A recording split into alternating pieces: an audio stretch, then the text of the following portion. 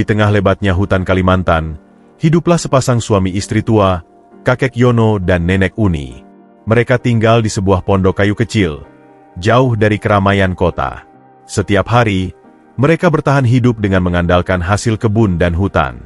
Meski sederhana, kehidupan mereka dipenuhi dengan ketenangan dan rasa syukur. Pondok kecil mereka terletak di tepi sungai jernih yang mengalir tenang. Setiap pagi, Nenek Uni akan menimba air untuk memasak, sementara Kakek Yono menyiapkan alat-alat berkebun. Mereka menanam berbagai macam sayuran seperti singkong, ubi, dan labu. Di sekitar pondok, terdapat pepohonan buah yang mereka rawat dengan telaten, manggis, rambutan, dan durian tumbuh subur di tanah yang subur ini. Tak hanya bercocok tanam, Kakek Yono juga pandai berburu ikan di sungai menggunakan perangkap tradisional. Kadang-kadang, jika beruntung, ia bisa menangkap ikan besar yang cukup untuk makan beberapa hari. Sementara itu, Nenek Uni mahir dalam membuat ramuan obat dari dedaunan dan akar-akaran yang ia kumpulkan di hutan. Penduduk desa terdekat sering datang meminta bantuan jika mereka sakit, karena ramuan buatan Nenek Uni terkenal manjur untuk berbagai penyakit. Meskipun mereka tinggal di tempat terpencil, kehidupan mereka tidak pernah terasa sepi. Alam adalah sahabat mereka. Burung-burung berkicau riang di pagi hari, monyet-monyet kecil sering terlihat bergelantungan di pepohonan, dan suara jangkrik mengiringi malam mereka dengan melodi alami. Namun, tinggal di hutan juga memiliki tantangan tersendiri. Hujan deras bisa datang tiba-tiba dan membuat sungai meluap. Ada pula binatang buas yang sesekali mendekati pondok mereka, seperti babi hutan atau macan dahan yang mencari makan. Namun, Kakek Yono dan Nenek Uni sudah terbiasa menghadapi alam liar. Mereka tahu bagaimana membaca tanda-tanda cuaca dan menjaga diri dari bahaya. Suatu sore, ketika Kakek Yono sedang memeriksa perangkap ikan di tepi sungai, ia melihat sesuatu yang aneh di antara semak-semak. Ada sekelebat bayangan putih yang tampak bergerak pelan, seolah-olah terluka. Dengan hati-hati, ia mendekat untuk melihat lebih jelas. Ternyata, itu adalah seekor ular piton kecil dengan sisik berkilau berwarna putih keperakan. Ular itu tampak lemah. Tubuhnya dipenuhi luka, mungkin akibat serangan hewan lain atau jebakan pemburu. Kakek Yono menatap ular kecil itu dengan rasa iba.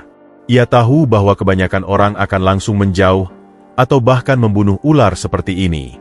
Namun, di matanya, semua makhluk berhak hidup dan mendapatkan kesempatan untuk sembuh. Ia pun mengambil sehelai kain dari kantongnya dan perlahan mengangkat ular itu dengan penuh kehati-hatian. "Apa yang kau temukan, Pak?" Suara Nenek Uni terdengar dari kejauhan, membuat Kakek Yono menoleh. "Aku menemukan makhluk malang ini," jawab Kakek Yono sambil menunjukkan ular yang lemah di tangannya. "Kita harus menolongnya." Nenek Uni mengamati ular itu dengan teliti. "Kasihan sekali. Mari kita bawa pulang. Aku akan menyiapkan ramuan untuknya." Mereka pun berjalan kembali ke pondok, tanpa menyadari bahwa pertemuan ini akan mengubah hidup mereka selamanya. Setelah menemukan ular piton kecil yang terluka di tepi sungai, Kakek Yono membawanya pulang ke pondok dengan hati-hati. Ia tahu bahwa ular adalah makhluk liar, tetapi nalurinya mengatakan bahwa ular ini tidak berbahaya dan membutuhkan pertolongan. Sesampainya di rumah, Nenek Uni sudah menyiapkan ramuan herbal dari dedaunan hutan. Dengan cekatan, ia membersihkan luka di tubuh ular itu dan mengoleskan ramuan ke sisiknya yang lecet. Ular itu hampir tidak bergerak, hanya sesekali membuka matanya yang berwarna keemasan. "Kita harus memberinya makan," kata Nenek Uni. "Ular sekecil ini pasti lemah karena kelaparan." Kakek Yono mengangguk. Ia mengambil sedikit daging ikan hasil tangkapannya hari itu dan meletakkannya di dekat mulut ular. Awalnya, ular itu tidak menunjukkan reaksi. Namun, setelah beberapa saat, ia mulai menggerakkan lidahnya, mencium bau makanan. Dengan gerakan lambat, ia menyantap potongan ikan tersebut. "Dia mulai makan," ujar Kakek Yono dengan lega. Hari demi hari berlalu, dan ular itu semakin membaik. Luka-lukanya mengering, dan ia mulai bergerak lebih lincah. Awalnya, ular itu tampak waspada terhadap Kakek Yono dan Nenek Uni, tetapi perlahan ia mulai terbiasa dengan keberadaan mereka. Ia sering melingkar di sudut ruangan saat mereka bekerja atau beristirahat di teras pondok. Karena warnanya yang putih berkilau dan tatapan matanya yang tajam, Nenek Uni memberi nama ular itu Raja. Dia tampak seperti pemimpin di dunianya sendiri, kata Nenek Uni sambil tersenyum. Sejak saat itu, Raja menjadi bagian dari kehidupan mereka. Ia mengikuti kakek Yono ke kebun, melata di antara pohon dan semak-semak, seolah ingin memastikan pria tua itu baik-baik saja. Di malam hari, ia sering melingkar di dekat perapian, menikmati hangatnya api yang menyala. Namun, ada satu hal yang aneh dari Raja. Ia tampaknya memiliki kecerdasan yang tidak biasa bagi seekor ular. Ia tidak pernah menyerang hewan ternak atau makanan di pondok. Ia seolah mengerti ketika Nenek Uni berbicara dengannya, dan kadang-kadang ia bahkan menatap langsung ke mata mereka, seakan ingin menyampaikan sesuatu. Suatu hari, seorang pedagang dari desa terdekat datang ke pondok mereka untuk menjual garam dan kain. Saat melihat Raja yang tengah melingkar di teras, ia terkejut. "Kakek Yono, dari mana kau mendapatkan ular itu?" tanyanya dengan nada kagum. "Aku menemukannya terluka di tepi sungai," jawab kakek Yono. "Mengapa kau bertanya?" Pedagang itu menelan ludah. "Aku pernah mendengar cerita tentang seekor ular putih langka yang dianggap memiliki kekuatan gaib. Orang-orang percaya bahwa ular seperti itu bisa membawa keberuntungan atau justru bencana, tergantung bagaimana ia diperlakukan." Kakek Yono dan Nenek Uni saling berpandangan. Mereka tidak percaya tahayul, tetapi mereka tahu satu hal, Raja bukan ular biasa. Ia lebih dari sekadar makhluk liar. Ia adalah bagian dari keluarga mereka. Malam itu, ketika langit gelap dan suara hutan terdengar lebih sunyi dari biasanya, kakek Yono duduk di teras sambil mengelus janggutnya. Raja melingkar di dekat kakinya. Sesekali mengangkat kepalanya seolah mendengar sesuatu dari kejauhan. "Apa kau benar-benar istimewa, Raja?" gumam kakek Yono. Ular itu tidak menjawab, "Tentu saja." Namun, tatapannya yang tajam seolah menyimpan rahasia yang belum terungkap. Mereka tidak tahu bahwa pertemuan mereka dengan Raja akan membawa mereka ke dalam kisah yang lebih besar dari yang pernah mereka bayangkan. Hari demi hari berlalu, Raja tumbuh semakin besar. Sisiknya yang putih berkilau tampak semakin indah saat terkena sinar matahari. Ia bukan lagi ular kecil yang lemah dan terluka seperti saat pertama kali ditemukan oleh kakek Yono, tetapi kini menjadi seekor piton yang gagah dan kuat. Meski ukurannya semakin besar, Raja tetap memiliki sifat tenang. Ia tidak pernah menunjukkan agresi terhadap kakek Yono dan Nenek Uni. Bahkan, ia seolah menganggap mereka sebagai keluarganya sendiri. Setiap pagi, ketika kakek Yono pergi ke kebun, Raja akan mengikuti dari kejauhan, melata di antara semak-semak seakan menjadi penjaga setia. Saat Nenek Uni duduk di teras sambil merajut, Raja sering melingkar di dekatnya, sesekali mengangkat kepalanya untuk mengamati sekeliling. "Dia seperti penjaga rumah kita," ujar Nenek Uni suatu hari sambil tersenyum. Kakek Yono mengangguk. "Iya, sepertinya dia tahu bahwa kita sudah menolongnya, dan sekarang dia ingin melindungi kita."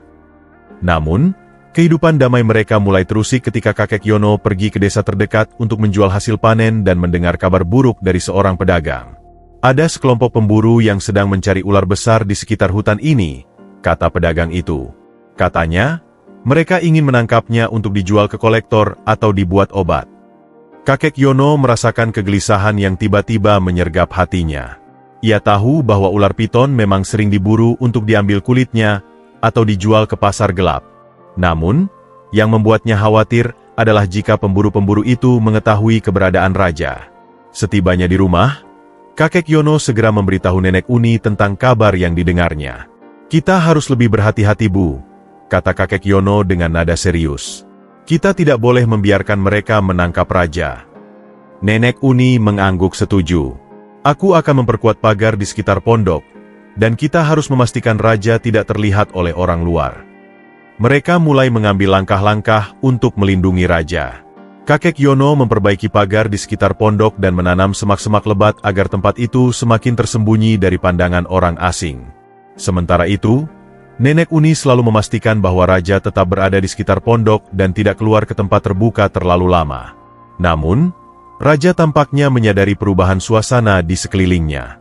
Ia menjadi lebih waspada dan sering mengeluarkan desisan pelan setiap kali mendengar suara asing di kejauhan.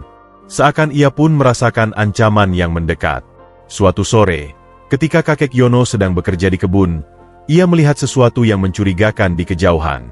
Di antara pepohonan, tampak dua orang pria berjalan perlahan, membawa tombak dan jaring besar di tangan mereka. Mereka mengenakan pakaian lusuh dan bergerak dengan penuh kehati-hatian, seolah sedang memburu sesuatu. Jantung kakek Yono berdegup kencang. Ia segera merunduk dan mengamati gerak-gerik mereka. Seharusnya ular itu ada di sekitar sini, terdengar suara salah satu pria. Kata orang-orang, ada ular piton putih besar di hutan ini. Kalau kita bisa menangkapnya, kita bisa menjualnya dengan harga tinggi, balas pria yang satunya. Kakek Yono segera berlari kembali ke pondok dengan napas memburu. Sesampainya di sana, ia memberitahu Nenek Uni tentang keberadaan para pemburu. Kita tidak punya banyak waktu, katanya. Mereka sudah dekat. Nenek Uni menatap raja yang saat itu sedang melingkar di sudut pondok. Apa yang harus kita lakukan, Pak? Kakek Yono berpikir cepat. Kita harus menyembunyikan raja untuk sementara. Kita bisa membawanya ke gua di dekat sungai. Di sana lebih aman, setidaknya sampai para pemburu pergi. Mereka segera bersiap. Kakek Yono membungkus raja dengan kain besar agar tidak terlihat mencolok, lalu membawanya pergi menyusuri jalur hutan yang jarang dilalui orang. Mereka harus bergerak cepat sebelum para pemburu sampai di pondok mereka. Sesampainya di gua dekat sungai, kakek Yono meletakkan raja di dalamnya. Tinggallah di sini untuk sementara raja, katanya dengan suara pelan. Raja menatapnya dengan mata keemasan itu, seolah mengerti bahwa ini adalah demi keselamatannya. Dengan hati berat, kakek Yono dan Nenek Uni meninggalkan raja di tempat persembunyiannya dan kembali ke pondok. Malam itu, mereka tidak bisa tidur nyenyak. Mereka hanya bisa berharap bahwa raja akan tetap aman, dan para pemburu akan segera pergi dari hutan mereka. Mereka tidak tahu bahwa bahaya yang lebih besar masih mengintai di kegelapan. Malam itu, hutan Kalimantan terasa lebih sunyi dari biasanya. Hanya suara angin yang berdesir di antara pepohonan yang terdengar, sementara kakek Yono dan Nenek Uni duduk dalam diam di dalam pondok. Keduanya tidak bisa tidur, khawatir dengan keselamatan raja yang mereka sembunyikan di gua dekat sungai. Meski sudah berusaha sebaik mungkin, perasaan cemas masih menghantui mereka. Pak, bagaimana kalau mereka menemukannya? Tanya Nenek Uni, matanya penuh kekhawatiran. Kakek Yono menggenggam tangan Nenek Uni. Jangan khawatir, Bu. Kita sudah menyembunyikannya dengan baik. Raja tahu cara bertahan hidup di hutan. Namun, meski begitu, mereka tidak bisa menepis rasa takut. Kakek Yono sering terjaga sepanjang malam, mendengar setiap langkah di luar pondok, berharap itu bukan suara pemburu yang sedang mendekat. Pagi-pagi sekali, ketika sinar matahari baru saja menyentuh permukaan hutan, kakek Yono terbangun oleh suara desisan keras yang menggema dari luar. Desisan itu terdengar penuh amarah dan peringatan, sebuah suara yang tidak asing bagi mereka. Itu adalah suara raja. Bu, kita harus pergi ke gua sekarang, seru kakek Yono, matanya terbelalak, penuh kekhawatiran. Mereka bergegas keluar, menuju hutan dengan langkah cepat. Raja sedang berada dalam bahaya. Kakek Yono dan Nenek Uni tahu bahwa jika raja sudah merasa terancam, ia tidak akan ragu untuk melawan. Ketika mereka mendekati gua, kakek Yono melihat beberapa sosok bergerak di antara pepohonan di dekatnya. Dua pria pemburu itu, dengan wajah penuh kegembiraan, sedang berjalan menuju gua. Cepat, kita sudah hampir sampai, ujar salah satu pemburu dengan suara gemetar. Kita akan menangkap ular besar itu. Mendengar itu, kakek Yono dan Nenek Uni mempercepat langkah. Mereka hanya punya sedikit waktu untuk menyelamatkan raja. Saat mereka sampai di pintu gua, raja sudah terlihat melingkar dengan tubuh besar, siap menghadapi siapapun yang mengancamnya. Dengan tatapan tajam, ia menatap para pemburu yang mulai mendekat. Para pemburu itu berhenti sejenak, tercengang melihat ukuran raja yang luar biasa besar. Ular piton itu lebih besar dari yang mereka bayangkan. Mereka tertegun, seolah tidak siap untuk menghadapi seekor ular sebesar itu. Lihat, itu ular yang kita cari, seru salah satu pemburu, suara penuh kekaguman sekaligus ketakutan. Namun, raja tidak bergerak. Dengan kepala terangkat tinggi, ia mengeluarkan desisan keras yang menggema di seluruh hutan, sebuah peringatan untuk siapapun yang berani mendekat. Kedua pemburu itu mundur beberapa langkah, ketakutan oleh suara desisan yang mengguncang udara. Kakek Yono dan Nenek Uni berdiri di belakang raja, berusaha untuk tidak terlihat panik. Jangan dekati dia. Kakek Yono berteriak. Dia bukan untuk kalian tangkap. Dia sudah menjadi bagian dari keluarga kami. Pemburu yang lebih tua menatap kakek Yono dengan ragu, tetapi salah satu dari mereka tampaknya lebih tergoda oleh uang yang bisa didapat. Kau tidak mengerti kakek. Ular ini langka. Bisa saja kami menjualnya dengan harga tinggi. Dengan langkah cepat, pemburu itu menarik sebuah jaring besar dari bahunya, berniat untuk menangkap raja. Tapi sebelum ia sempat melemparkan jaringnya, raja melesat dengan kecepatan luar biasa, melingkar di sekitar tubuh pemburu yang lebih muda. Suasana menjadi sangat tegang. Raja menggeliat dengan gerakan mematikan. Matanya bersinar tajam seperti dua bola api. Pemburu itu terhuyung, terjatuh, dan terjerat dalam lilitan tubuh raja yang kuat. Sementara itu, pemburu yang lebih tua hanya bisa terdiam, ketakutan. Lepaskan dia raja. Jangan buat kekacauan, teriak kakek Yono, tetapi suaranya tenggelam oleh desisan tajam ular tersebut. Raja seakan mendengarkan peringatan kakek Yono, dan dengan hati-hati ia melepaskan lilitan tubuhnya dari pemburu yang terjatuh itu. Pemburu muda itu, meskipun ketakutan, berhasil berdiri dan berlari mundur dengan napas tersengal. Ia tidak mau melanjutkan perburuan ini, dan dengan cepat ia menarik temannya untuk mundur. Ini gila, teriak pemburu tua. Kami akan kembali dengan lebih banyak orang. Mereka berlari dengan terburu-buru, meninggalkan kakek Yono, nenek Uni, dan raja. Hutan kembali sunyi, hanya ada suara dedaunan yang bergerak tertiup angin. Kakek Yono dan nenek Uni bergegas mendekati raja. Ular piton itu, meskipun tubuhnya besar dan kuat, tampak tenang setelah berhasil mengusir ancaman. Raja melingkar di sekitar mereka, seakan ingin memastikan mereka aman. Terima kasih raja, kata nenek Uni dengan suara lembut, mengelus kepala raja dengan penuh kasih. Kau benar-benar pelindung kita. Kakek Yono menatap raja dengan rasa bangga dan terharu. Dia bukan hanya teman kita. Dia adalah bagian dari keluarga kita. Hari itu, meskipun ancaman pemburu berhasil dihadapi, kakek Yono dan nenek Uni menyadari bahwa mereka harus lebih berhati-hati lagi. Raja bukan hanya seekor ular besar, tetapi juga makhluk yang memiliki kekuatan untuk melindungi mereka. Mereka berjanji untuk selalu menjaga dan melindunginya, karena raja bukan hanya pelindung mereka, tetapi juga sahabat sejati yang telah menyelamatkan hidup mereka. Sejak kejadian di gua, kakek Yono dan nenek Uni menjadi lebih waspada. Mereka jarang pergi ke desa, dan jikapun harus keluar, mereka selalu memastikan raja berada di tempat tersembunyi. Namun, meskipun para pemburu telah pergi, kabar tentang keberadaan ular piton putih yang besar mulai menyebar. Beberapa penduduk desa yang penasaran mulai bertanya-tanya tentang kebenaran cerita tersebut. Suatu pagi, ketika kakek Yono sedang duduk di teras pondok, seorang pria berkuda datang mendekat. Pakaiannya bersih dan mahal, berbeda dengan para penduduk desa yang biasa mereka temui. Selamat pagi kakek, sapa pria itu dengan senyum ramah. Kakek Yono berdiri dengan hati-hati. Selamat pagi tuan, ada yang bisa saya bantu? Pria itu turun dari kudanya dan menepuk-nepuk bajunya, seolah ingin menunjukkan statusnya yang lebih tinggi. Nama saya Surya. Saya seorang kolektor hewan langka. Saya mendengar ada seekor ular piton putih besar yang tinggal di sekitar hutan ini. Saya datang dengan niat baik kek. Kakek Yono mulai merasa tidak nyaman. Ia sudah bisa menebak kemana arah pembicaraan ini. Apa maksud kedatangan tuan? Tanya kakek Yono, berusaha tetap tenang. Tuan Surya tersenyum dan membuka kantong kulit yang dibawanya. Dari dalam, ia mengeluarkan sekantong besar emas dan meletakkannya di atas meja kayu kecil di teras pondok. Saya ingin membeli ular itu, katanya dengan suara mantap. Ini sebagai pembayaran awal. Saya akan memberi lebih banyak jika kakek setuju. Nenek Uni yang sejak tadi berada di dalam pondok, keluar dan melihat tumpukan emas itu. Ia menatap kakek Yono dengan khawatir.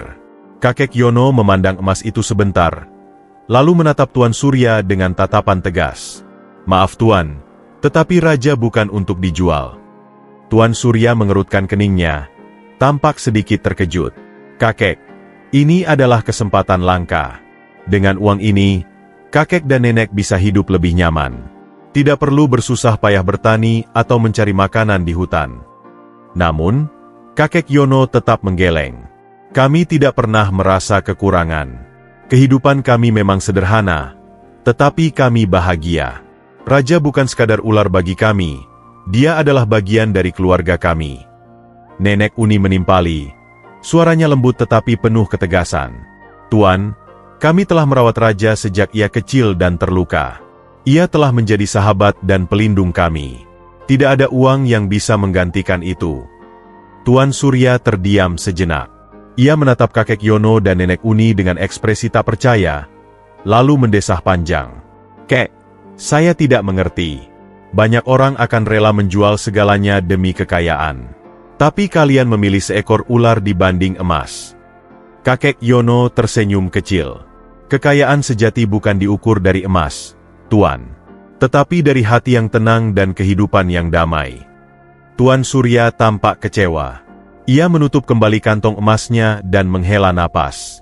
Baiklah, kalau begitu saya tidak bisa memaksa. Tetapi jika kakek berubah pikiran, saya akan ada di desa untuk beberapa hari lagi. Dengan itu, ia naik ke kudanya dan pergi meninggalkan pondok. Setelah pria itu pergi, nenek Uni menatap kakek Yono dengan perasaan lega. Aku takut kau akan tergoda, Pal. Kakek Yono tertawa kecil. Tidak, Bu. Kita sudah memiliki segalanya yang kita butuhkan. Rumah kecil, kehidupan damai, dan keluarga kita, termasuk raja. Seakan mengerti pembicaraan mereka, raja muncul dari balik semak-semak dan melingkar di dekat kaki mereka. Ia mengangkat kepalanya, menatap kakek Yono dan nenek Uni dengan tatapan lembut. Nenek Uni tersenyum dan mengelus kepala raja. Kita tetap bersama ya, Nak. Di tempat yang jauh dari keramaian kota, di dalam hutan yang lebat, kakek Yono, nenek Uni, dan raja menjalani kehidupan mereka dengan penuh kedamaian dan kebersamaan. Tidak ada emas yang bisa membeli kebahagiaan mereka.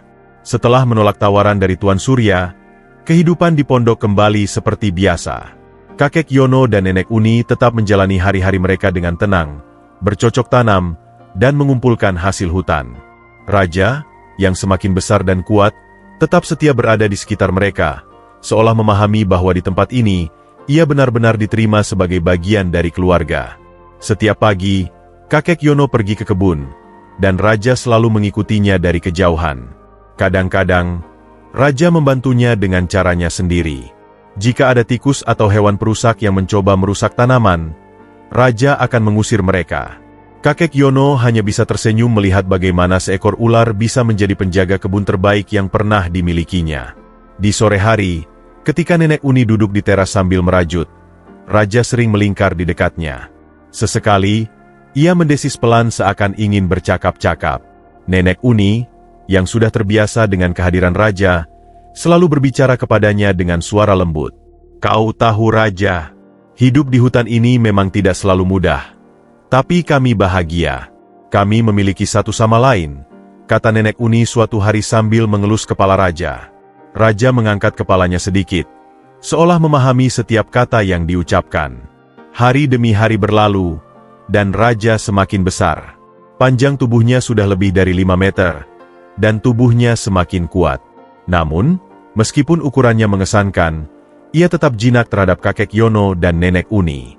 Namun, kakek Yono mulai menyadari sesuatu. Raja sering menatap jauh ke dalam hutan, seakan-akan ada sesuatu yang memanggilnya. Kadang-kadang, ia pergi ke sungai lebih lama dari biasanya, seolah mencari sesuatu yang hilang. Pak, Bapak Piki, Raja ingin kembali ke alam liar? Tanya nenek Uni suatu malam saat mereka duduk di dekat perapian. Kakek Yono menghela napas. Mungkin, hutan adalah rumahnya yang sebenarnya. Sehebat apapun kita menjaganya, insting seekor ular tetap akan membawanya kembali ke tempat asalnya. Nenek Uni menatap raja yang melingkar di dekat mereka. Aku akan merindukannya jika ia pergi, katanya lirih. Kakek Yono mengangguk. Aku juga. Beberapa minggu kemudian, pada suatu pagi yang cerah, raja melakukan sesuatu yang belum pernah ia lakukan sebelumnya. Ia bergerak menuju hutan lebih dalam, tetapi kali ini ia menoleh ke belakang, menatap kakek Yono dan nenek Uni dengan tatapan yang berbeda, seolah mengucapkan selamat tinggal. Kakek Yono dan nenek Uni berdiri di depan pondok, mengamati raja yang melatap perlahan menuju rimbunnya pepohonan. Kau ingin pergi, Nak? Tanya kakek Yono dengan suara bergetar. Raja berhenti sejenak, mendesis pelan, lalu kembali bergerak maju. Nenek Uni meneteskan air mata. Aku rasa ini saatnya. Dengan langkah berat, kakek Yono mendekati raja dan mengelus kepalanya untuk terakhir kali. Terima kasih telah menjadi bagian dari hidup kami, raja. Hutan ini adalah rumahmu. Pergilah, tapi jangan lupakan kami. Raja melingkar sebentar di kaki mereka, lalu akhirnya melata masuk ke dalam kegelapan hutan. Mereka mengawasinya sampai bayangannya menghilang di antara pepohonan yang lebat. Hati mereka berat, tapi mereka tahu ini yang terbaik. Hari-hari berlalu, dan meskipun raja tidak lagi tinggal bersama mereka, kakek Yono dan nenek Uni tetap merasa kehadirannya di sekitar mereka. Kadang-kadang, mereka melihat jejaknya di dekat sungai atau mendengar desisan samar dari kejauhan. Mereka tahu, raja tidak benar-benar pergi. Ia hanya kembali ke tempat yang seharusnya menjadi rumahnya, tapi ia akan selalu menjaga mereka dari kejauhan. Di pondok kecil di tengah hutan Kalimantan, kehidupan kakek Yono dan nenek Uni terus berjalan dengan damai. Namun, tidak ada satu hari pun berlalu tanpa mereka mengenang raja, sang penjaga, sahabat, dan bagian dari keluarga mereka yang telah membawa kehangatan di tengah kesunyian hutan. Dan di suatu tempat, di antara pepohonan yang tinggi dan sungai yang mengalir jernih, raja tetap ada, mengawasi mereka dengan cara yang hanya bisa dimengerti oleh alam.